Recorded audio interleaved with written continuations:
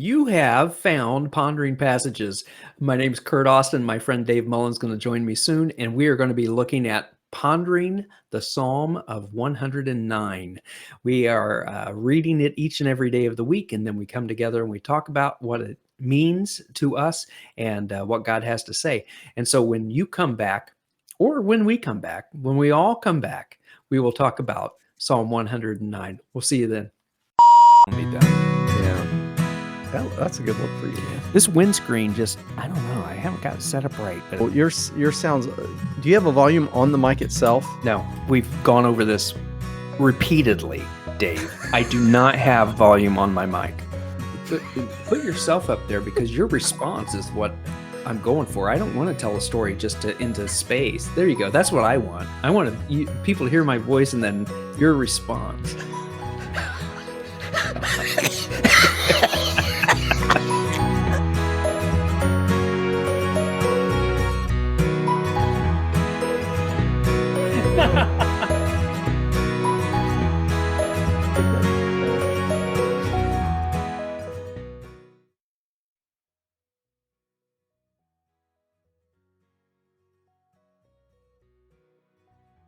David See ya. Mullen. Good to Yes. see you, Davey. Yes. Yeah.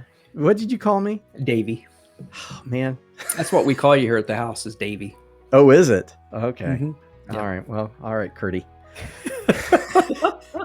Only a couple people have ever called me Curdy. Well, we're not even close together, so No. so I'm safe. Yeah. So we're taking a look at Psalm 109. What were your first impressions? All right. So I was looking at videos this week, just other pondering psalm kind of videos, just to see what's out there. And a woman was doing it, and really it was a beautiful. Matter of fact, I'm not watching ours anymore. I'm watching this other woman. She was excellent. She was doing 103, but she used the phrase that David is a master in self-talk. And for those who may not know what self-talk is, often as a child, children will often kind of talk to themselves and kind of guide themselves through what's right and wrong. They almost think out, it's like they're thinking out loud, and it's called self-talk. And she says David is the master of that. And I thought, this is one of those things where, you and I have talked about the stories that we tell ourselves. Yeah. And as I was reading this, I was like, verses, and I've got it highlighted, verses 6 through 19. I felt like he was just doing a story he told himself. He was kind of telling this story about how terrible things are and what people say about him behind his back and all of this. And then on verse 28, he kind of turns this corner and he does self-talk of, but God, I love you. God, you're so great, and he's kind of reminding himself of that. That's what I need to do, is I need to be trusting in God. Even if they're doing this, I still trust in you. And I liked it for that reason. Okay. Okay. What'd you think? What did you think about it? Well, we might want to edit this part out. Why? No, let's go crazy. It's time. We agreed last week when we were done that it was time for us to. It has to do with what the woman said, not what the psalm says. No, let's cause controversy. We'll tag her, and we'll just get this this YouTube battle going. For one, I'm not sure that David wrote this. For one, it says a Psalm of David. It says a Psalm of David, not a Psalm by David. And so a lot of the Psalms that are attributed to him actually, we know are written much, much later, after, they were exiled and stuff like that. So anyway, I don't know. I just feel I'm reacting aversely when someone psychoanalyzes someone from 3,500 years ago. I don't even know why we do this. I mean, what's the point? I did like it though, because I think it was a reminder to me that I need to have more self-talk. Oh, okay. More self-talk. I need to emulate the writer of this psalm, whomever that may be, that I have the self-talk of trust God. Oh, I see. Okay. See, I know that people out there, and we'll get into it, but the Yeah. writer of this psalm really has this paranoia complex where people are saying all these terrible things and doing all these Well, terrible we things. we Maybe don't know that. Yeah, that's the maybe thing. these things are really happening, but Yeah, in the midst of all of that, I can easily say, my neighbors, they talk about my wife and I, and I'm right. sure they do. Well, I'm not in their house. I don't know what they say. I don't know what people think. And to be honest, and you know this, people think a lot less about me than I think they think about me.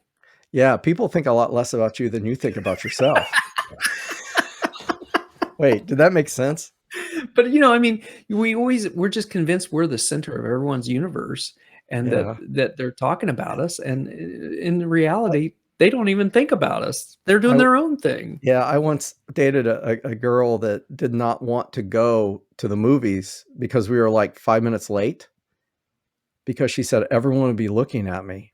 And I said, It, "No, they won't be looking at you." That yeah. that relationship did not last long. Oh, good. I thought it was Delora. Whew, No, that was no, close. no, it was like, "No, they're not looking at you. They're watching the movie. Yeah, They're not yeah, paying and any and, attention to you." and we're convinced that everybody's watching us all the time. Yeah. Well, And I'm watching you all the time, first, especially when you sleep. first, what are you, Santa Claus? Excuse me. Oh shoot. That was my first music video I ever saw on MTV. Sting, Police, I'll be Oh, watching I'll be you. watching you. And Yeah. I can remember where I was. I can remember when I saw that. It changed my life. Still one of Did my it? favorite songs. Yeah. Really? Okay. Yep. Almost as much as giving my life to Jesus. It was just about that. Almost, Almost. almost. Well, let's Yeah. talk about the song. Bring it up, man. Bring it up. Yeah, that's, probably be a good thing. Yeah.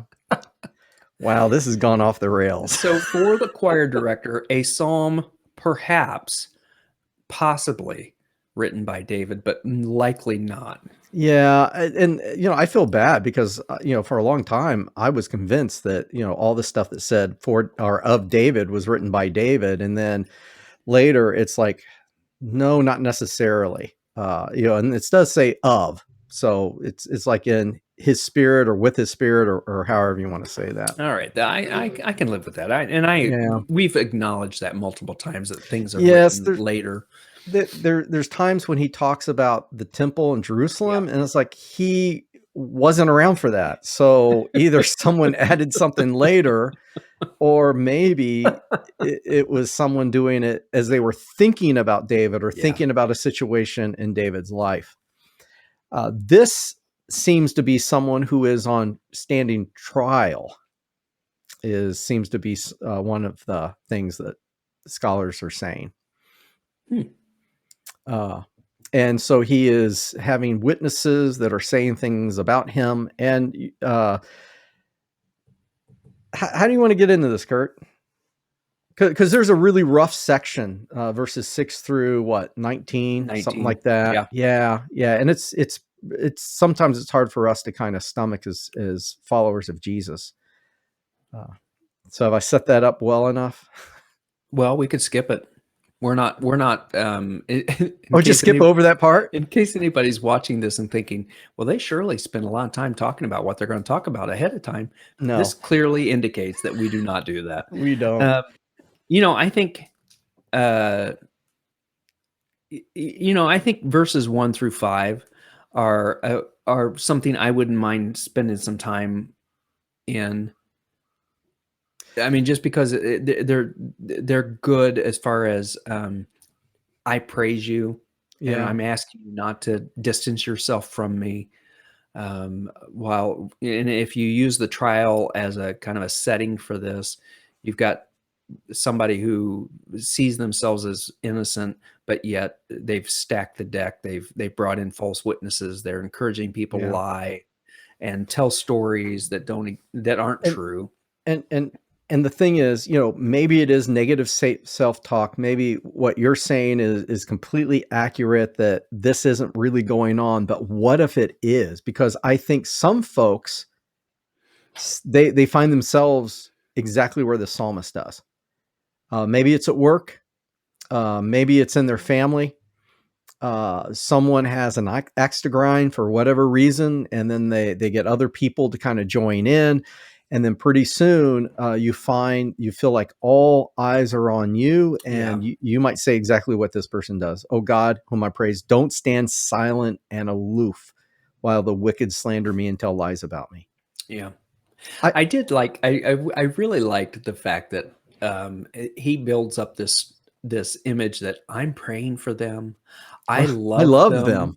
Yeah, I and love yet, them. and yet they're trying to destroy me, Yeah, which to your point, I do know that there are family situations where this happens, where yeah, there is a person who really does love someone, and for whatever reason the rest of those family members just fight against them the whole time. yeah. And it's painful. It's really Yeah, hard. and I think it happens in employment situations too. Yeah. Uh, but anyway, uh, he says, or the psalmist says, I love them, but they tried to destroy me with accusations, even as I'm praying for them. Yeah. Yeah. And then the interesting thing is in verse 6, it says, they say, and there's a quote, and you see that little A up there? I do see the little A. The they say is not there. Ooh. I thought you might like that. See, they're just making up stories now. Well, it was oh, and I've lost the reference now, but they're not sure whether this is a quote from others or if this is actually coming from the psalmist themselves. Hmm. Okay. You know, because he says, they repay evil for good and hatred for my love, and so it seems like he would be talking about them, but yeah, I mean, it brings up a quandary, doesn't it? Is this what the psalmist is saying? Is this his prayer to get an evil person turn against him? Or is that what the accusers are saying against him? So, you could read it either way. Uh, there's several things about this psalm that I just couldn't put my head into, and Yeah, well, yeah. Anita is doing, my wife Anita is doing a psalm study with some coworkers and some friends, and Well, they'll each want to watch this. well no yeah each week they are meeting together and they're talking about, well, they started talking about 10 psalms every week. 10 psalms, Dave. Imagine Oh, trying to wow. Every week? every week they'd meet for an hour and they would talk about the 10 Yikes. psalms that they read the week before.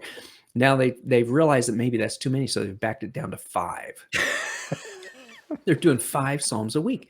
And she said, "We're going to catch up to you here pretty soon." And then she's They that can think that. encourage you to, or encouraging them to watch our show. Yeah. And but you take a psalm, like she said, the advantage, and the way I started to tell this story, the advantage of that is that as you're reading the 5 psalms, there may be one that you just don't even like, so you can skip right over that, because you can then, you have 4 more that you can. Who am I to say I don't like a psalm? That's Well, what I keep asking myself. I know, but if, you take a psalm like this, Yeah, that it's like, you're just yeah, making up stories now.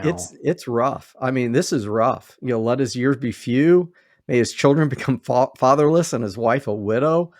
And since he moved into the first person, it does lend itself that this is what at least he believes they're saying about Yeah. him. Yeah, that's the way I read it. Not just because in verse 6 it says they say, Yeah, but yeah. that's how I read it. Now I will say the other thing, that about this. Oh, go Verse back. 13. May all of his offspring die. Yeah, this is really dark. I know. Verse 8. I thought this was interesting. My Bible has a little asterisk beside that, and it references Acts chapter 1, verse, I think, 20. Oh, for Judas. Yeah. Yes. This is like the Judas passage. This is the Judas passage. Yeah. But it's interesting because if you take the whole passage and you say, let's say this is Judas saying, somebody should take my place, kind of a thing. That at the beginning, then Judas is saying, I loved all these guys, but look at the bad things they're saying about me. Well, yeah, you just Yeah. you sold Jesus down the river. Yeah. but Yeah. it speaks to the importance of not taking a passage out of context. Right. Yeah. And Yeah. we aren't talking about Acts right now, but I've always found it fascinating that based on the fact Peter says, "Hey, it says that we're supposed to have someone take his place," quoting this psalm, Yeah. and Yeah. then they cast lots for Matthias that we never hear from again. Yeah.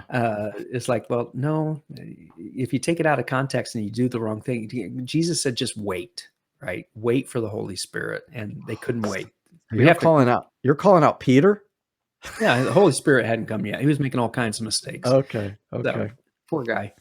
But I do think, you can take a psalm like this, like I had said initially, let's just start with verses 1 through 5 and skip all the rest. Well, Yeah. you really You can't do can't. that. You can't No. do that. You need to read it in that No. context. And Whether you like the context or not is something it else. yeah. Yeah. And I mean, I don't think we really need to spend a lot of time No, because it's basically the same thing. It's just getting worse and worse and just worse. boring. Uh I mean, although it is very poetic, cursing is as natural to him as his clothing I or the agree. water he drinks. Yes, Now may his curses cling to him like yeah, clothing. yeah. My knees are weak from fasting, and I am skin Yeah. and bones. Yeah. It was very poetic, and I thought that was really interesting that in this telling of the story about how bad they're talking about him, that in fact he was kind of waxing eloquent, Yeah. in the midst of that. And part of this, the theme throughout here is one that we see in the Psalms. May the curses that they are cursing me with, it's almost like I am rubber, they are glue. I hoped so badly you were going to start there down that road. As soon as you said that, it was like, oh, that's great. That is fantastic. But that's the thing, because one of the things is in their I can't say worldview, but in their view of life, there wasn't an afterlife. There was not a Mhm, place mhm. later where justice could be done. So the only justice you had was the justice of today. And so if you feel like you are on the short end of the stick and these folks are cursing you and all you're doing is loving them and praying for them, the only justice you would have is if you saw those curses turn around. The Yeah. pit that they dig for me, may they fall into Yes. it. I mean, Right. it's that exact same thing. That is actually you're exactly right. That's the kind of justice that everyone would seek. Yeah, But I because do that's all think they had. the writer is what's the word when you are so over the top, Hyperbola? hyperbole. I mean, Hyperbole? like at verse 25, I'm a joke to people everywhere. Well, Yeah. probably not, but maybe in the court, You don't yes. know him. You don't know I his know, life. I know, but we're just not. Again, we think so much more highly of ourselves than what anyone else does. Yeah. Well, So unless this actually was written by David, you know, there you go. Thank then you. Now we're but back to I don't know if I don't know if he would say I'm a joke to people everywhere because he was like the king, you know. yeah, but he made some big mistakes. I Well, could he see it. did, and he was ousted. Mhm. Maybe this is about his son Absalom. I mean, and sometimes when the psalmist writes a psalm of David, they're thinking about a specific situation in David's Right, life, right. and then they write a psalm to speak into that situation. Mhm, But we mhm. don't always know what situation that is. What's So, next? What's next? Let's keep moving. what's I like next? this. Here we go. Here we Hang on, hang on. go. Oh, Rescue me. Right there in the middle, right after verse 21, right in the middle of 21, rescue me because you are so faithful and good. And then basically at that point, he describes his situation, poor and needy, Neeks, fading like a shadow at dusk. Oh man, mhm. knees I are weak. know. Would you mention that? And I brush off like locusts. Yeah, yeah. And I don't have much experience with yeah, locusts, so I guess you just brush them off, I guess. you just brush them off. Help me, O Lord. Save me because of your unfailing love. Yeah. And Yeah. I really like this turn. Matter of fact, I've highlighted the 28. Um, Yeah. was it? Yeah, Yeah. 28. Yeah. Let them curse me if they like, but you will Yeah. bless me. is Yeah. another theme. Others will curse, but God blesses. In fact, Yeah. that's what we do as humans. We curse. God Mhm. does not curse. Mhm. God blesses. Yeah. Uh, But I, your servant, will go right on rejoicing. yeah, I just thought that to me, that is the takeaway of this psalm, yeah, is that whatever your circumstances are, however weak you feel, however chastised, whether it's an external attack or just your whole body feeling like it's given up, keep yeah. right on rejoicing. And Um, and the last two verses could be one that you could use for a lot of different reasons, especially if you take it out of context. But I will give repeated thanks to the Lord, praising him to everyone, yeah. for he stands beside the needy, ready to save them from those who condemn them. Uh, I liked the psalm. I liked reading it every day. I felt like the writer was a little over the top when it came to Curses. the curses that he Well, was but suffering. he's just relaying what he hears other people saying. I guess. I Yeah, guess. I still felt it was a yeah, little too much, but yeah, but the end of the whole story is yeah, that he is reminding himself where does his focus need to be, which is what we all need to remind ourselves. yeah, yeah, exactly. And I believe that from what I've read, that this is the I don't really don't use this, but I need a different word, but the worst version of this type of psalm. I don't want to use the term worst. I mean, that's not, but it's the most over the top version of Uh-huh. one of these laments like this, where you're talking about people cursing you and stuff. But again, Interesting. Interesting. it could have been the fact that this is what he's hearing, or this is at least how he's feeling things are going. So And let's be honest, when we do feel like we're in a bad space, I was just talking to you, we often catastrophize. yes, We it's a good we word. we make things worse than they truly Yeah, are because yeah, we're in a bad space, and so it gets worse and it gets worse and it gets worse.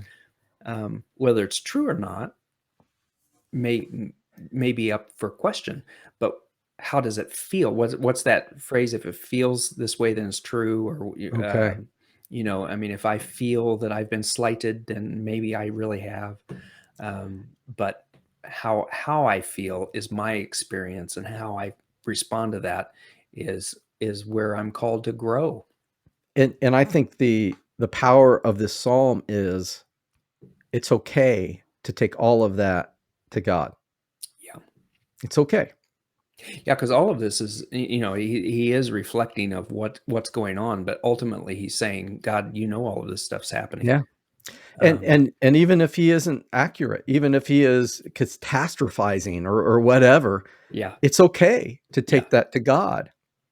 And I think God will speak into our lives, and in that, I think sometimes what we do is we cut God out of the picture, and we just kind of we close in. That's the term I use. We keep closing in, and we spiral down, and we don't let God to be part of that. That maybe if we did, we would find different perspectives, or maybe absolutely. God will bring someone into our life to say, Hmm. "Hey, you know, that guy over there, he doesn't think you're a joke.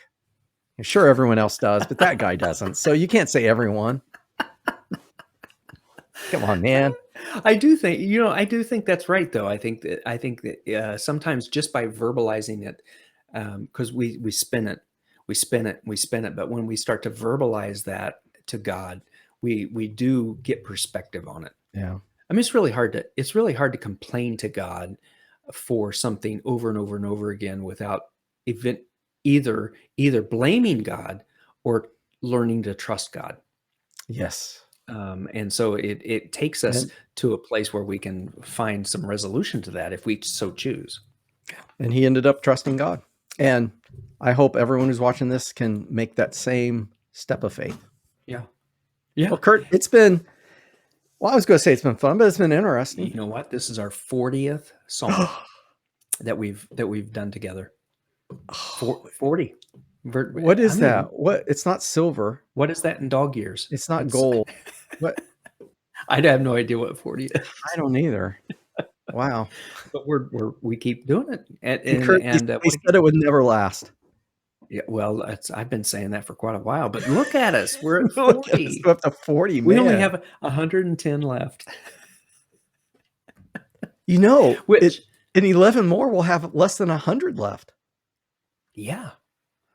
And next week, for those of you who care enough to come back, 110, only 7 verses, not very many verses, and we kind of get lulled into this short little, able to really focus on these, and then we hit 119.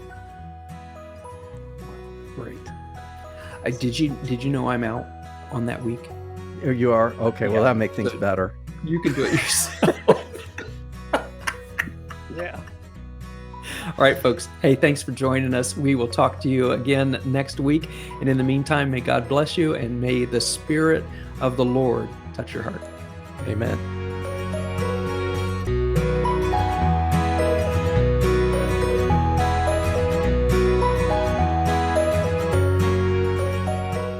When we all come back, we'll be together.